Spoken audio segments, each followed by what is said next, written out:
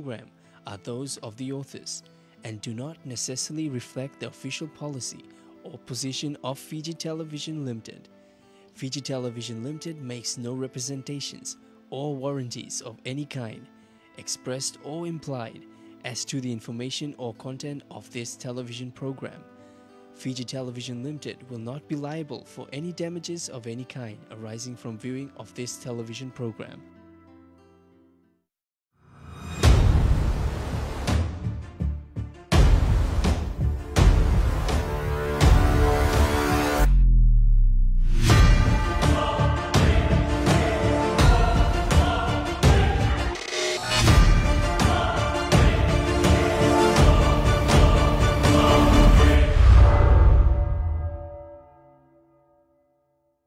Bula Vinaka, very good morning and welcome to Faith in the World. I'm Tukini and I welcome you to the show and thank you for watching us from around the world too, online and also on Fiji One here this morning. Faith in the World this morning, of course, will be featuring marriage encounter. We have two couples that are going to be joining us, telling us about the history of the Commission of Marriage Encounter and also telling us a lot more about how important it is for couples and for, enriching the lives and the love of couples, especially it being a very important sacrament in the Catholic Church. And domestic violence, the way it is such a huge issue in the world and here in Fiji today, marriage encounter is a way to address or to probably prevent domestic violence and deal with it. So that's coming up on the show. We also will be talking to Susanna Evening, representing the Catholic Women's League. Catholic Women's League have been around for a very long time here in Fiji, and they have contributed a lot to society. So to all the women of the Catholic Women's League and those of you who will join, we are looking forward to that coming up later on in the show. And then we take you down to Shivalia Farm, where we'll talk to the missionaries and check out the institute there where they train young boys and men thanks to the missionaries of the Sacred Heart. That's when Father John joins us. And joining us is Father Ioani Vondosiro from the Cathedral of the Sacred Heart Parish here in Suva. In the name of the Father, and of the Son, and of the Holy Spirit, the grace of our Lord Jesus Christ, and the love of God, and the communion of the Holy Spirit be with you all. Our Gospel, taken from Gospel of Matthew, chapter 22, verses 34 to 40.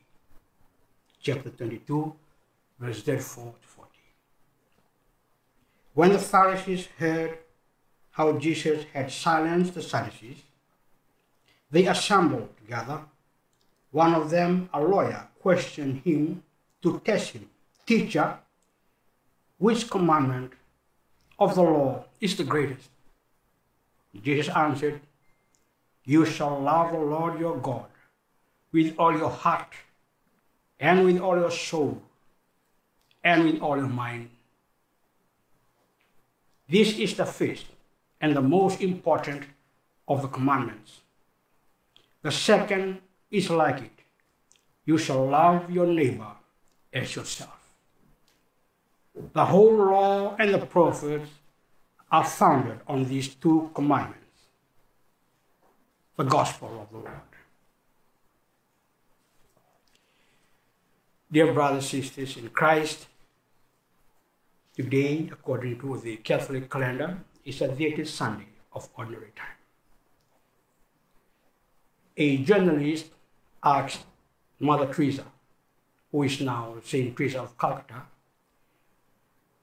what is the main cause of poverty in the world? Mother Teresa replied, the main cause of poverty in the world is the lack of love. Not money, not wealth, but the lack of love. Dear brothers and sisters, The gospel today reminds us of the greatest commandment, love. Matthew presented Jesus as the new Moses. Moses, as we know in the Old Testament, who gave the Decalogue, the Ten Commandments, to the Israelites at Mount Sinai. Now Jesus, on top of the mountain, the new Moses, gave the new law, who sums up the old and the new. Love one another, the love of God and the love of neighbor. So when we look at our life today, we look at our world and we look at our Fiji. Right now, as we know, the greatest crime committed, violence against our women and children. Domestic violence is on the rise. It's a clear sign of the lack of love. Clear sign of the sick society we are facing. So we are challenged in the gospel today in this 30th Sunday of Ordinary Time to love one another. How can we love God, whom we don't see, whom we don't hear? And we fail to love our neighbors, whom we see, whom we mingle with every day in our lives. We have to face that reality. That's what we mean by church in the world.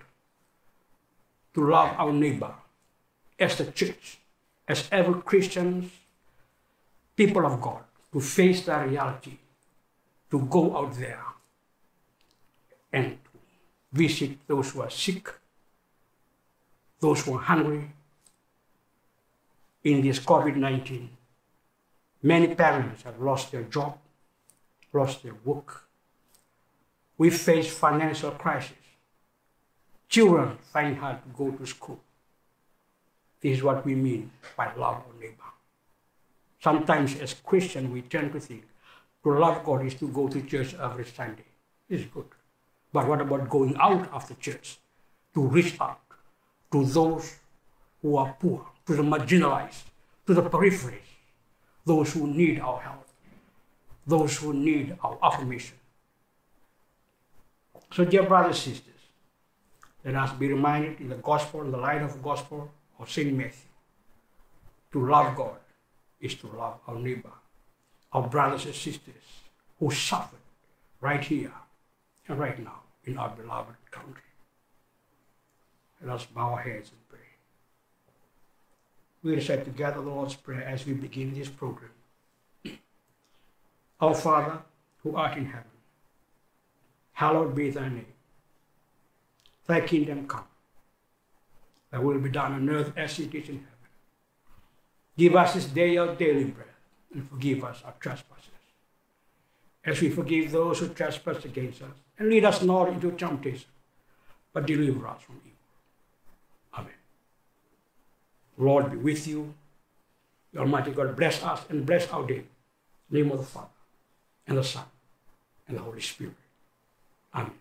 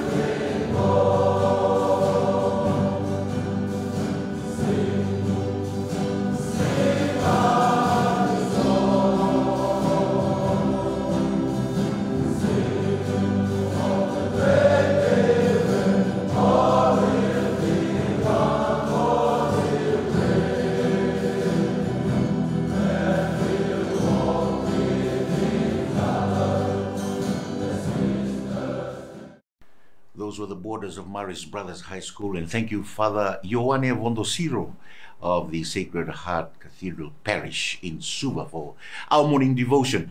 Welcome back once again to Faith in the World as we bring you the couple from a marriage encounter. This is Wanga and Maria Zawilati. And welcome to the show.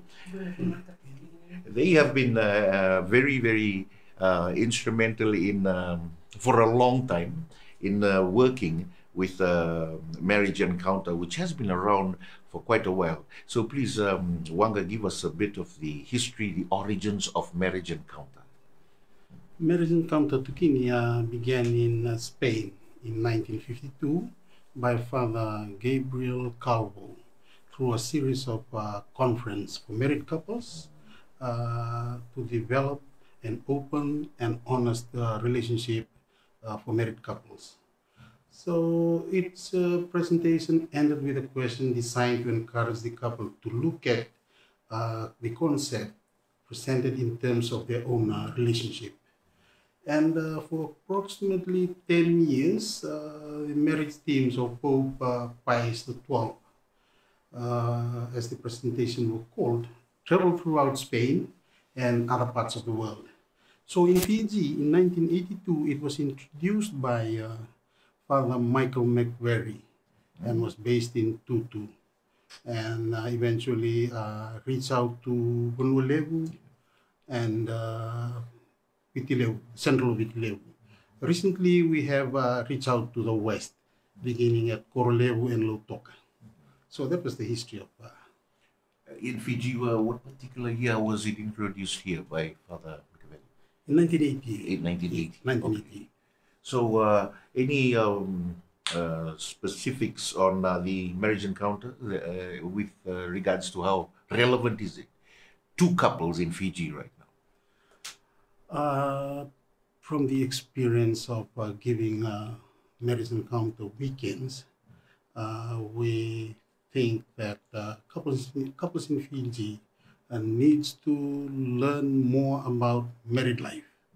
Yeah, because when couples in Fiji get married, it's just that there's a bit of lessons that we went through, and then we go up there into the altar, we say our vows, and after that, there's nothing else.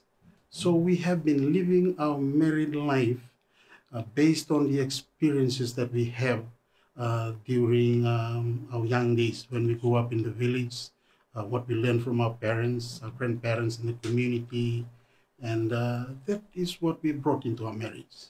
So there was no proper guidance. Okay. So in comes Marriage Encounter. Yeah, in comes Marriage Encounter. It gives a deeper meaning and also provides that spiritual perspective here. And we come to understand that marriage is not just something that we go through in life. It is a calling from God. And marriage is a sacrament. And the Catholic Church teaches that marriage, a sacrament, is supposed to be a sign of God's love. So in marriage, that's what Marriage Encounter brings in. Teaches us how to enflesh or to show that love to the people by living our marriage spiritually. Can you share a testimony for us regarding your encounter with beautiful wife Maria here, and share with us here on the show? We brought all those experiences from childhood days into our marriage, and through Marriage Encounter, we were introduced to tools of communicating our thoughts, sharing our feelings. So communication is a very, very important tool in married life. And the more we communicate, the more we have a better understanding of each other. We talk about our feelings for things like money, our children, whatever that happens in our relationship or in the family, even our sexual relationship. We need to talk about this so we know each other better, and helps us to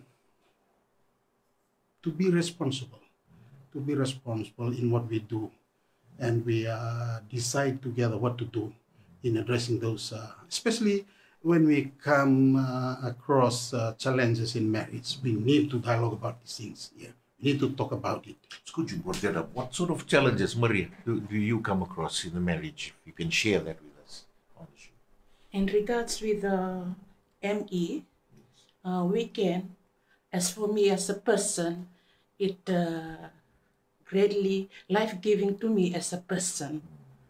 I came to know about myself, the person who I am, and accept who I am. That's the very thing that happened to me during our weekend, when we went to our weekend. That's in 2009. It's been 10 years now. 10 years now we've been in the movement. For me as a person, I can't stand in front of the people to speak up. So the weekend helps me to accept myself of who I am. So this helps me to accept who Wanga is in our relationship. It creates a healthy environment within our relationship. It calls me to love him more as a person.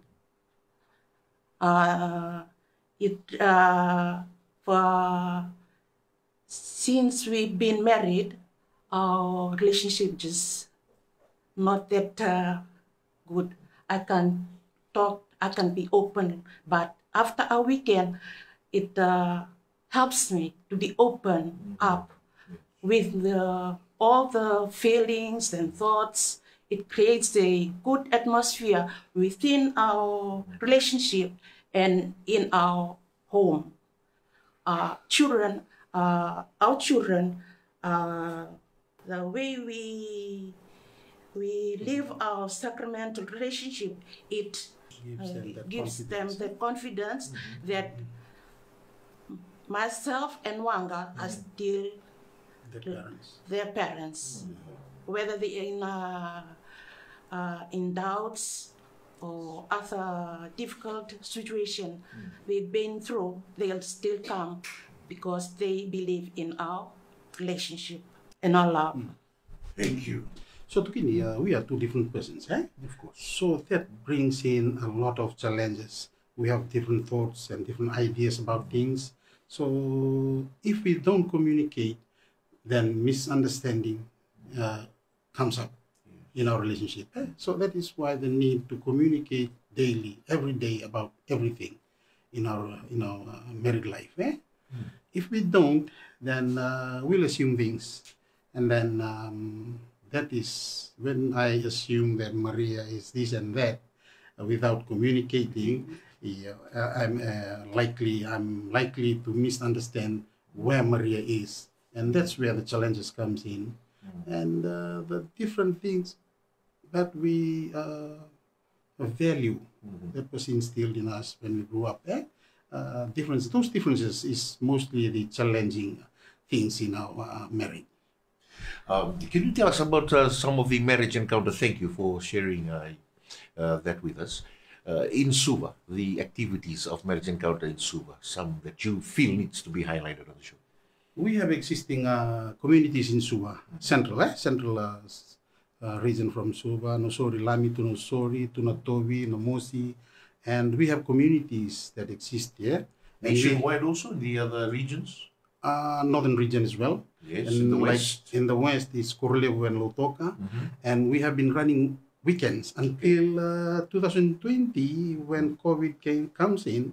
We have to stop everything, but the plans are underway to have these programs again next year. Okay. Yeah, and we wanted to expand more into the western region.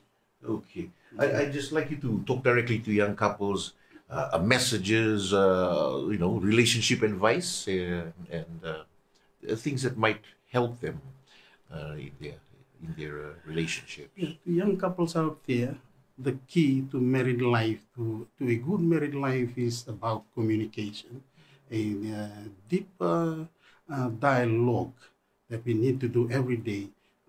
What I mean is to share to communicate our thoughts, sharing our feelings about things, like I've said before, that helps a lot. Like I said, lack of communication creates misunderstanding in our relationship, and that's where differences comes in and may cause problems in our marriage.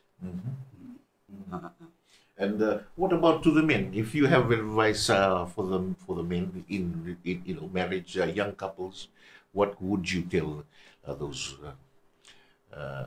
men who are about to get married? Okay. Listen with your heart, not with your ears, with your hearts. This helps a lot in a relationship. If you want to build a healthy relationship, a lovable relationship with a wife. Maria and Wanda, thank you so much for coming and joining us today. They're the team couple for Marriage Encounter, and they give training on marriage and family life. Thank you so much. Welcome back here on Faith in the World. We are joined here by Sireli and Lendua Vunibaka, continuing with our Marriage Encounter in our series, and of course how we can tackle domestic violence through Marriage Encounter, using it as a tool in relationships. Romulo Binaka, welcome to the show. Thank you. Can you tell us about this confrontations, when couples reach that point where, they have to talk about issues that may be a bit strenuous for them. How do couples confront each other and do it in a positive way? Naka, especially during these times, there's a lot of pressures on the couples, the families. The basic unit of the family is the couple, and they can create this environment which can lessen the tensions in the family, the violence is through the dialogue. Usually, they say that communication in the family is one of the most important tools for trying to build up this environment. And that starts with basically it's the couple themselves. They have to build up. They have to take time to sit and address issues. All issues should be thrown out in the light. They have to address issues on how they use their money, how they raise their children, all the relatives they have a stake to in the relationship. And I think the most important thing is building up this relationship. This is the only way they can lessen the effects of domestic violence. But there's certain courses or weekends which we run that helps them to address this, how to go about in how they dialogue, how they confront issues, and it's something that's done over 3 or 4 weekends. Yes, and this is how we build up this trust, build up the confidence in them to address issues like this. So you're saying domestic violence. There's so many forms of domestic violence. Could you share with us, in your opinions, what are the some of the issues that happens and then can cause domestic violence? Is one of the most important things is the issue of money. How you communicate on the use of money in the family. Every little thing that comes up in the family that needs the use of money, the most important thing is to communicate with each other. Husband and wife to sit and communicate and talk about the small issues that comes up that always affect the relationship. Is the most one of the most important thing is the use of money. And the other thing is our relatives. Yes, in our culture, when we talk about our relatives, our parents, that is one of the issue that always create misunderstandings between the couple. But the most important thing is to communicate and sit and address issues. The even the smallest issue that we think it's not important in our relationship, that is something that we need to talk about. The more we communicate, the less of the violence that can happen in a relationship as a couple, and also it can happen to our children as well. Yes. Okay. So tell us about, I mean, your view on domestic violence, because it's become a real issue here in Fiji, and how can Marriage Encounter, provide answers to domestic violence, battling it? How to address domestic violence is it goes back to the most of the times when domestic violence arise, we try to get to the maybe the ways to try and stop domestic violence, but it goes back to where it started, the causes of that domestic violence. It goes back to the relationship between the husband and wife. What Sireli has shared, the trust that we have, the small issues that arises in the family. Sometimes we try to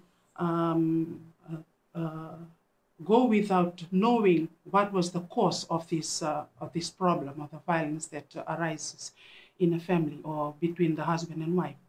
Then it is really, really important that we go back and try and get out from the couple what was the real cause of that problem. Then from there, then we will know how to address the issues. One of the most important things is to try and always, in our communication, in our dialogue each day, try and always share the good qualities that you see in your spouse every day. The good qualities, the gifts, and the talents that God has blessed him with our relationship. Yes. That is how we deal with this kind of issues. Rather than looking at pointing out the weaknesses, the most important thing, when you share those good qualities, you will see that it has enlightened or give some hope, give a lot of hope, not only some, give a lot of hope in our relationship, that we trust each other, that we love each other, value each other's. Yes. First of all, when we went into this Marriage Encounter weekend, we come to realize and experience, we had to learn, who am I? And what is the value of God's greatest love of me, the way He created me. And there's one thing we always say: God does not create junk. He created us in His own image and in His own likeness, and that is the way I should look at my husband, the great qualities that God has gifted him with. And from there, then you will eventually build up this trust. Even if the small problems that arise, you will be able to address these issues. You will be able to understand each other more, rather than pinpointing and looking at the weaknesses. That is the most important thing. That is what the Marriage Encounter values so much, is the unconditional love. Yes. The unconditional love, the love that Christ showed on the cross. There is no greater love than the love of Christ. He died for us. That is one way of forgiving each other, admitting that I am wrong, and asking for forgiveness. That is the most important thing. And to really trust Sireli that he will forgive me and accept me as who I am right now, even if the problems arise. Just to sit and talk about it. The most important thing is to communicate. Any little thing that arises in our family, between our relationship, the most important thing is to trust each other. That's the trust to be there. Just to trust and love one another. That is the greatest commandment of all. Just love one another. Just as Christ dies for us, for me, for the goodness of, or the betterment of our relationship, then I have to die to what I really want at that time. Okay. Just to have our relationship to work. Okay. Even though I like this, even though I know I'm right, okay, I get down to my knees and I say, sorry, I've done this to you. I've hurt your feelings. please forgive me. That is the most important thing that we value, is to love one another. Love one another is not only saying yes all the time. It's to address the issue. And the most important thing is to just address the issue rather than getting somebody else's name into that conversation. My communication with my husband is just to address the issue. That is the most important thing. And try not to win. Yeah, the thing that is most important to win there is our relationship. Rather than if I'm going to try and win, then I'm maybe sleeping with a loser. There's a lot of takeaways you've given us on the show today. I want to thank you again for joining us here, and we will be continuing this, especially with regards to domestic violence and the advice and how Marriage Encounter can be a very big positive input and influence on the lives of couples, young and old, here in Fiji. Thank you very much for joining us on Faith in the Word. Thank you once again for our couples who joined us for the Marriage Encounter just a while ago. Now let's talk about Catholic Women's League, and joining us is Susana Evening. The Catholic Women's League was established back in 1968, and Susana Evening, of course, has just recently received a medal for her work in this field. This is the Fiji 50 commemorative medal, and we congratulate her for that.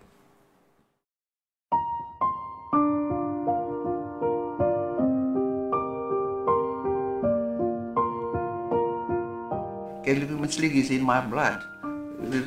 And being a member of the Catholic Women's League for more than 50 years, before I started with my mother-in-law. I was a Methodist at that time. And then when I converted to be a Catholic, it's in early 1966. And then I used to follow my mother-in-law to the Tamavua Parish, to listen to the Catholic Women's League, my mother-in-law. My mother-in-law is a staunch Catholic. And when I converted to be a Catholic, I know I can't change my husband to Methodist. So I used to follow her to, this is 1966. So in early 1967, early 1968, the Catholic Women's League was in an interim stage, And then Father Dobie was the secretary to the Archbishop at that time, Bishop Foley. So he asked Father Dobie to endorse the Catholic Women's League and register the Catholic Women's League to be an organization of the Catholic Archdiocese. Yeah, that's how it started. That is 1968 in October, 1968. Catholic Women's League started in 1968. So Father Dobie invited the Catholic Women's League, president of the Catholic Women's League in Australia, to come and help form the Catholic Women's League in Fiji. So Katie Barrow was the president of the Catholic Women's League of Australia. So when it started, Lady Falvey, Mrs. Falvey, the wife of the lawyer, and he was the one that prepared our constitution for the Catholic Women's League. So Father Lady Falvey was the first president of the Catholic Women's League that time. So there are some women that really started the Catholic Women's League, very well-known Catholic Women's League at that time. Catholic Women's League, an organization of the largest national Catholic Women's League organization in the Catholic Archdiocese of Suva. It was formally established in 1968 after an interim stages for 6 months. I said, like I tell you, Bishop Foley advised Martin Dobie to endorse the beginning of the to form the Catholic Women's League. So it is the largest national Catholic Women's League organization in the Catholic Archdiocese of Suva. It offers opportunities to Catholic women from 18 years old, to be members of the League, and is governed by its constitution, whereby there are provision for a national council composed of 2 members from each branch. Now we have 36 branches in the 36 parishes of Fiji. The young one, the latest one, is Saint Bosco in Namag. They just formed in 2019 after they separated from Nandera Parish. But now we have 36 branches all over the place. All over the place. Our official status is recognized by the Catholic Archdiocese of Suva as the voice of the Catholic women's inside the church and outside the church. Since 1984, so the League continues to contribute financially for the formation and the training of the archdiocesan seminarians since 1984. That's after the Archbishop Emeritus Bishop Matara asked the Catholic Women's League if they can help him with the provision of financial assistance to this. It is 1983. Well, we have to talk about it, and in AGM in Vanuakula, we approve that we help. So this has been continued on since 1984 till this year. We will try to not to model it for three years. And you know, this lady Maria Turang from the Toko said, please, can we just continue till I say, so we continue to do this till today. The League has continually supported and conducted rural outreach programs such as social justice, advocacy, legal literacy. We run training in the leadership and capacity building, economic empowerment for women, and health and environment, poverty alleviation and elimination of violence against women and children. We conduct workshops and training in our rural areas in branches. And EVO is a key priority concern. You know, the EVO, elimination of violence against women and children, is a priority concern for WUCO. The World Union of Catholic Women's Organization, WUCO, which is Catholic Women's League affiliated to, is encourage and support its members' organization to give priority to the urgent challenges facing the family of sexual offenses, and is on the increase and impacts greatly on the family. So the Catholic Women's League, we organize workshops and training for women and young girls to understand the concerns of the increasing of sexual now. So it is something that we are doing now. We go to rural areas and explain to our members, and we invite men and youth to be in our workshops to understand these very important concerns.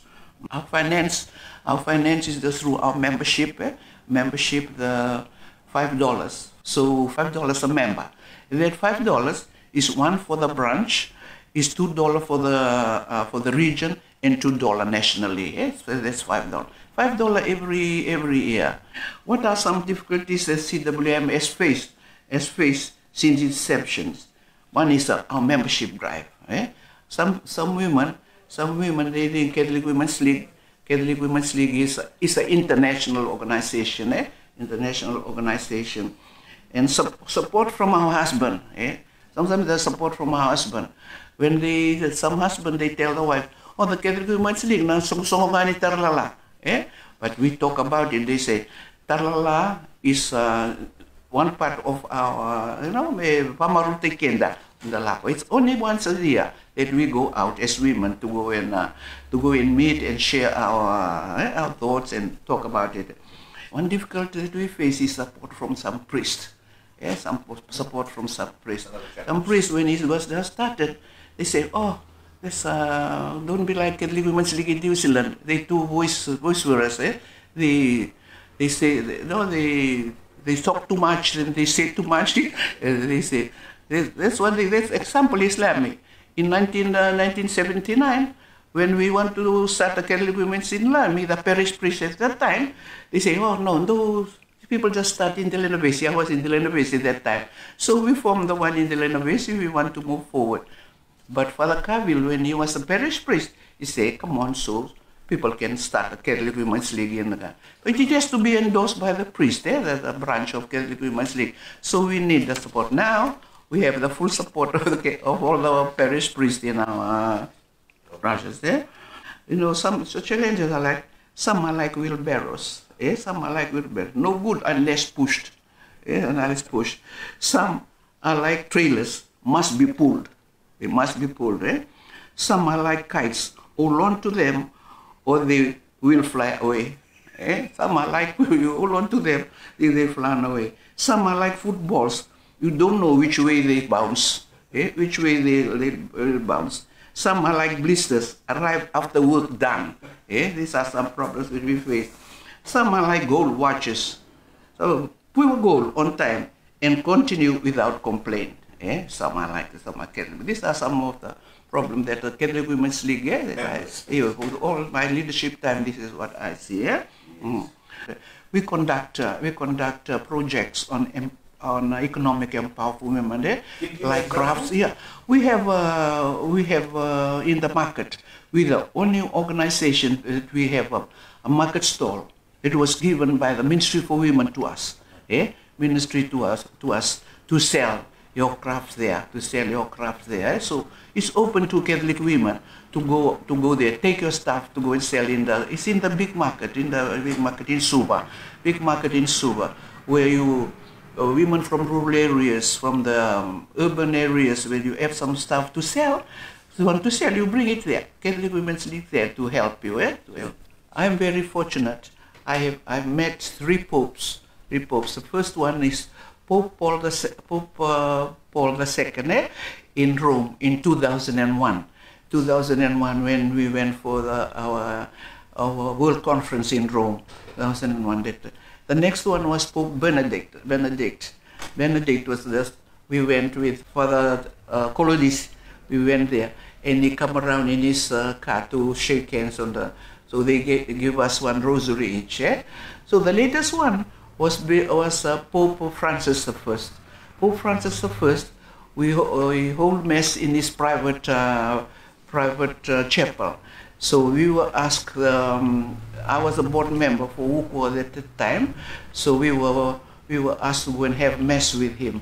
He served mass with some priest in Italy, in the Vatican. This is in the Vatican. So we went and have mass with him, and after the mass, he invited us for a morning tea with him. So after the mass, he was the chief celebrant in the mass. So after the mass, he came and sit beside me. I wasn't saying my prayer. I was just look at him sitting behind of me. So after that, we went to have morning tea, and they introduced us to him. So when I shook him with him, and he asked me, "Where you from?" I say, "From Fiji." I think he doesn't know. He must be thinking where Fiji is. So I know our culture. So I go down and I so he took his hand and he blessed me, And one African lady said, "Oh, when I tried to stand up, sa cramp na bangu." So he lift my hand up, then I went up, and the lady from Africa said, "Why you do that? Why you go down?" I say, "That's my culture. It's my culture. Respect. I have to go down." And I'm sorry. Yeah, that's what some very experience I have with Pope Francis I. 1979. That was my first trip overseas, when I go to the World Conference in India. In Calcutta, I saw this lady come inside with a white sari but blue ending. So, and I saw her asking the steward for the leftover of the food in the plane, and also some food. You know, the food in the plane is nice. So she take it and she give it to a assistant on the side. And after that, and I asked the steward, "Who's that lady?" And she looked at me. No, she was saying, "You don't know her?" I said, "No, I don't know her." Say, "That's Mother Teresa." I tell you, man, my hair stands here because I read her book, and I know Mother Teresa is her. And she said, and Mother Teresa was going to the same conference I went to. She was our chief guest that guy.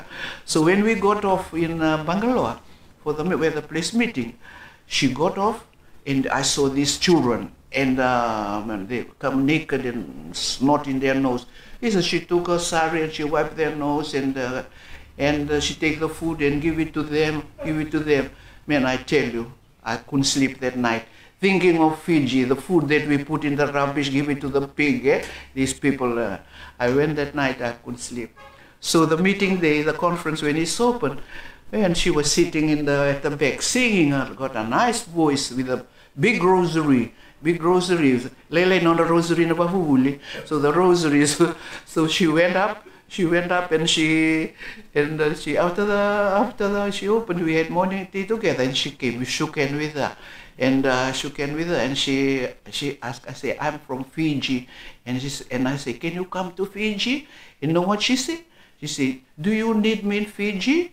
So there's a message there. You see the message there. There are other places they need her than Fiji. We are very fortunate. I'm very grateful. I'm grateful that we have the support of our Archbishop and the priest and the nuns and all the religious that they recognize us Catholic Women's League. And I think that's one thing that keeps the Catholic Women's League alive. We know that our religious clergy, they are behind us. They support us in what we are doing. And I want to thank you all for that. Welcome back to Faith in the World, and we now take you down to Chevellier Farm. We're joining the team over there, especially Father John Fong, who talks to us about the Institute. The MSC Order, the Missionaries of the Sacred Heart, began in France by its founder, Jules Chevalier. Jules Chevalier, during this time in France, was the revolution. So he tried to find some remedies or some things that he could do to help the people in France during this time of revolution. And he saw in the heart of Christ that this was the only remedy for these things that were happening in France during that time. And therefore he started to pray, do novenas to our Mother Mary, and he made a promise to Mary that after his 9 days novena, if there was a sign, that after he named the order Missionaries of the Sacred Heart or Knights of the Sacred Heart, and he'll give a special devotion to Mary, and a special name to her, which was Our Lady of the Sacred Heart. So after the 9 days of his novena, on the 8th of December, someone who had some money donated him some money so that he could begin the order with that money. And by beginning that order, he gave a special name to Mary, and had a special name for Mary in our order, which is Our Lady of the Sacred Heart. The center was officially opened and blessed on the 25th of January 1992 by the late Archbishop Petro Matara. The project is an initiative of Father Kevin Ba with the support and approval of the Congregation of the Missionaries of the Sacred Heart. The idea came about after Father Kevin Ba began Chevalier Hostel in Reo Street. So after he opened it, the idea of opening this place came about. So on the 25th, it was blessed, and classes started on the 17th of February 1992 with 25 students, mostly those from the streets. At the moment, we have 4 instructors and 2 ladies who work in the office. One is a bursar and one is secretary. For each trade, we have 4 instructors. One is for welding, automotive engineering, building, and cabinet making. The only criteria that we see here is that the student has to be between the age of 16 and 22. Also, he has to come from an financially challenged background, or he was academically challenged in school, meaning he did not finish either primary or secondary school. Or at times when the courts, Fiji courts, or pastors from other churches, they see people, students in it, they send them here, so we take them on. And one of the things that I usually ask the boys during interview is that if they want to learn or not. And if the answer is that they want to learn, so we take them in. So most of them here, that's the answer they give me, that they want to learn. So most of it's a 2-year program. And at the end of these 2-year programs, they get 2 certificates. One is the certificate from the school, Chevalier Training Center certificate, in completion of the 2 years. And another, of the second year, or in the second year, they sit the FNU trade test. And they are entitled for the class 3 junior tradesman certificate. So when they pass that trade test, they get a trade certificate, class 3, meaning that they are a junior tradesman and they can find work in either automotive, welding, building, or cabinet making. Anywhere they go. Or even they can even start their own business with their trade certificate. We also teach them how to become gentlemen. Yeah? So we try our best to try and humble them, to make them open up their mind to see that there is much more than what they're doing here. And we try to give them that. We have Vavuli here who's taking them for soul communion classes or baptism classes, those who want to be baptized. And we have the brothers who are staying across from us, who come here every Wednesday and give them something on religious or faith development classes, 1 hour every Wednesday. One of the challenges is that, first of all, it's not one age group that we are teaching. Some very young and some 21 years old, 22 years old. The second thing is that they come from different academic backgrounds. So some finish Form 6, some finish, their last year in school was class 3. So me and the teachers, we try our best to try and bring whatever we are teaching, whatever we are sharing with them, to the level of this class 3, this person who finished at class 3, so it can fit all the levels. One of them I taught here, I taught Maths and English here when I was across the road in the novitiate. Our novitiate is across the road. One of them I taught here in 2009 when I first came to join the novitiate. He was in year 1. After 10 years, I met him again this year. He brought a student back. This student in year 2 asked, "What are you doing with your life?" He told me, as soon as he left from here, someone told him to register a company, even though he just left from it. So that's what he did. He registered his company and was working with other companies. When he gained the experience he had, so his company is already registered. So when he gained experience, then he went and ran his own company. So what we have other stories where people have come back and said, "I've joined the army after a year. I've joined the prison department. Or I'm overseas now." So these are all the stories that we get back. And sometimes for me, I got a shock about that film. He had started his company, a shock for me. But after reflecting, no, I believe this is what we've been teaching them here, yeah? to go on their own. One of the things that we could look at is that we need to upgrade the workshops. Because now technology is moving faster than time. Some of the things we are still teaching the students here is 5 years ago or 6 years ago. And since we do not have funding to upgrade, we try our very best with what we got in teaching them the basics.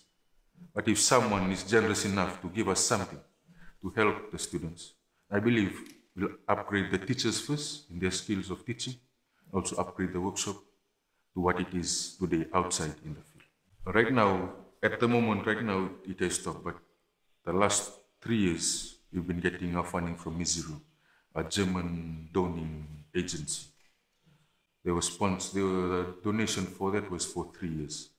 So it's supposed to end this year, but since COVID has come in, they have stopped, and they're giving money to everywhere has stopped at the moment. So we're just waiting for things to get back to normal, as they call it. We look around to other small agencies, like MSC brothers and sisters in other countries, Australia, Ireland, Netherlands. We're looking at those people, at those MSC lay groups to help us. Also our conference in other regions to help us. And they've been helping us throughout this year. Last week, the Embassy of Korea came along and donated some packs of noodles for the boys' food. Also, we've had a lot of generous people coming along, looking for a place to help, and we offer them the place, and they come along and donate, especially food for the boys. But one thing that I saw, which is a real need here, other than funding, is feeding the boys well. This is something I learned myself. Someone needs to eat well in order for the brain to function. If we cannot feed them well, they cannot function well. So people have been really generous, even people from the parish. They've been really generous bringing in food, especially food items for the boys. And the boys are happy. Even though it's nothing fancy, just simple meals, decent meal for them to enjoy, also for them to function well as students. At the moment we have 45 students. So most of them are from, as I said in the beginning, poor background, disadvantaged background, people who haven't finished school. Also from Malta Islands. We got a few from Kiribati. When the climate change thing started around the world, so we saw, in order to help Kiribati, can bring in 5 students a year. So at the moment we have 8 of them, just trying to give them something that they can take back home, and to help their families. Well, a memorable experience is when people come to donate stuff. Like the Japanese embassy, they built this classroom here. This one, this was built 16, 17, this classroom, and the dining hall. It was just built by the Japanese embassy. Also sending the boys out on graduation day. Like we know, yes, they have reached this. Yeah? We started with this many boys. These are the boys who have reached the end, these 20-something boys. So we send them off with their tools, with their certificate, and hoping them the best. I'll just share to these like young people out there what I'll say to the boys. Always be honest in whatever you do. Because honesty can take you far. Being dishonest and being right at this moment will only finish at this moment when the truth comes out. So continue to be honest in everything that you do, whether it's good or bad. Because as I said, being with boys isn't easy. Most times they do things which are wrong. And when I ask them once, twice, 3 times, they tend not to tell the truth. So this is why I say to the young people out there, and my reminder to the boys is always be honest with yourself. Hope you enjoyed that. That was the Chevalier Farm, and thank you again to Father John Fong and the MSC Order for all your great work out there. There's a lot to look forward to on Faith in the World when we join you next week. There's going to be continued focus on domestic violence and marriage encounter, and we also will be bringing you lots more of those exciting and insightful discussions with our guests that will be joining us. And thank you for your time here on Faith in the World. You can, of course, catch up with us on our social media page and also our website, aosfg.org. I'm Tugini, and from the team here on Faith in the World, have a blessed week. Dear friends, thank you for tuning in to Catholica TV, and thank you for your prayers and support during this COVID-19 era. One of the pastoral responses of the Catholic Church to COVID-19 is to bring to you the Catholic Mass through TV and Facebook. But since our churches are now open again to 50%, we have changed our TV Mass into a Catholic TV program called Faith in the World, a program that tries to bring faith, church into dialogue with the world and current issues. Faith in the World is very close to my heart because it is closely linked to my Episcopal motto, which is to be church in the world. I am really excited about this program because it's about putting God in the world, and especially the secular world that we live in. To continue this program, like other programs, we will need financial assistance. So I will really appreciate your financial donation towards this program, and you can send your donation to the bank account that will appear soon in your screen. Thank you very much, and may God